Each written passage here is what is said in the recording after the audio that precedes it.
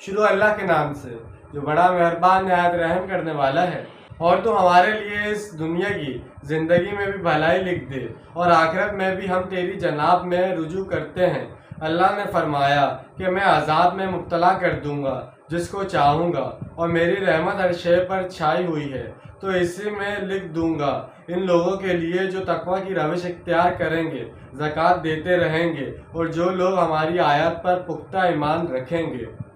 حضرت موسیٰ علیہ السلام نے اپنی قوم کے لیے جو دعا کی، یہ وہی الفاظ ہیں جو سورہ بقرہ میں مسلمانوں کو سکھائے گئے تھے، یعنی ہم سے جو خطا ہو گئی ہے اس کا اعتراف کرتے ہوئے ہم معافی چاہتے ہیں۔ علیہ السلام یعنی میری ایک رحمت تو وہ ہے جو ہر شے کے شامل حال ہے، ہر شے پر محیط ہے، ہر شے کا وجود اور بقا میری رحمت ہی سے ممکن ہے۔ یہ پوری کائنات اور اس کا تسلسل میری رحمت ہی کا موہن